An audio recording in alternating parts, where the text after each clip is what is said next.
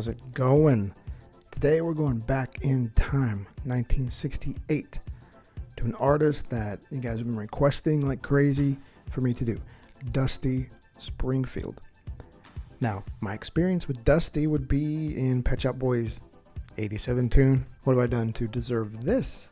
And even then it was like, who is this 60s icon? You know, we weren't very familiar with, because it's pretty common for 60s artists like Cher to, have done modern stuff in the 80s and everything. But Dusty was kind of a mystery. Legendary, English, kind of blue-eyed soul, pop. It was 1968. I think I know what to expect.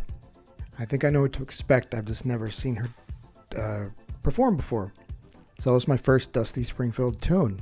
This is Son of a Preacher Man. 1968, boy, we should be right in the middle of like hell of a music scene. So let's dive in.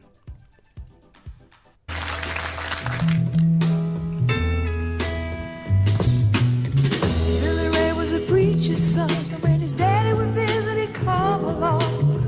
When they gathered around and started talking, that's when Billy would take me walking. Out through the backyard we go walk. Then he look into my eyes. Lord knows to my surprise, the only one who could ever reach me was the son of a preacher man. The only one who could ever teach me was the son of a preacher man. Yes, he was. He was. Oh, yes, he was. Pretty funky. Yeah. Being good isn't always easy, no matter how hard I try. When it started sweet talking to me, come on, tell me everything is alright. Kiss and tell me everything is alright. Can I get away again tonight? The only one who could ever reach me was the son of a preacher man. The only one who could ever teach me was the son of a preacher man. Yes, he was. He was. Oh, yes, he was. Yes, he was. How well I remember the look that was in his eyes, stealing kisses from me on the slide, taking time to make time, telling me that he's all mine, learning from each other's knowing, looking to see how much we've grown, and the only one who could ever reach me was the son of a preacher man. The only boy who could ever teach me was the son of a preacher man. Yes, he was. He was. Oh, yes, he was. The only one who could ever reach me. He was the sweet talking son of a preacher man. The only one who could ever teach me was the son of a preacher man. The only one who could ever teach me. Sweet little son of a preacher man. The only one who could ever teach me.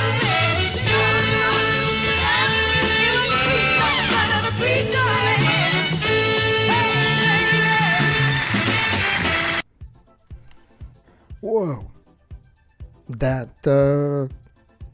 That had everything.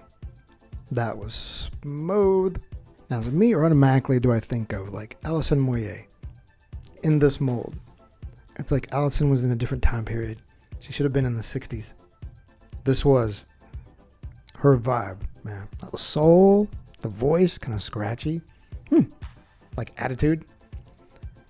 Yeah. All right, that girl has a voice, got a sound.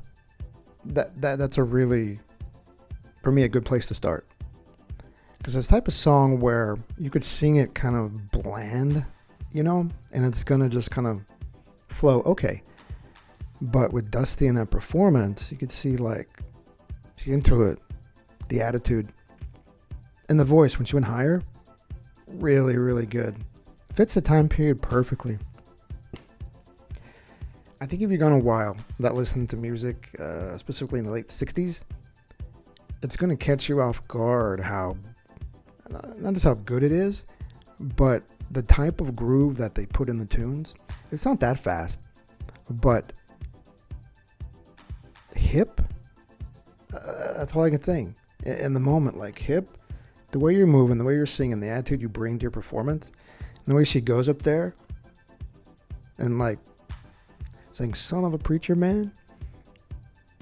That's a great line, but the way she delivers it, and then she kind of backs off, and then just like she's just gonna move a little bit, you know? It's pretty cool. Snapshots in time are always fun.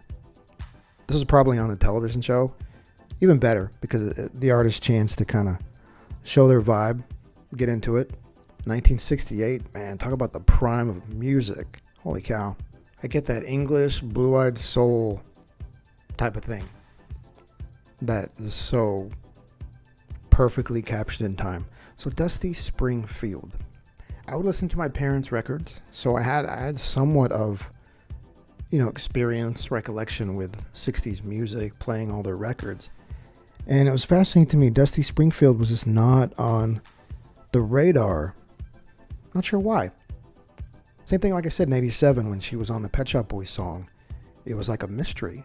Like, oh, this is a singer from the 60s. But hello. I was part of the show, discover artists I don't know. And I think this was a good place. This was a really good place to start with "Son of a Preacher Man." That was badass. Well, also the look. All right, the hair, the way it was done, but that beautiful dress she was wearing. It's just kind of a classic presentation of the era, and she did it very well. Pretty cool.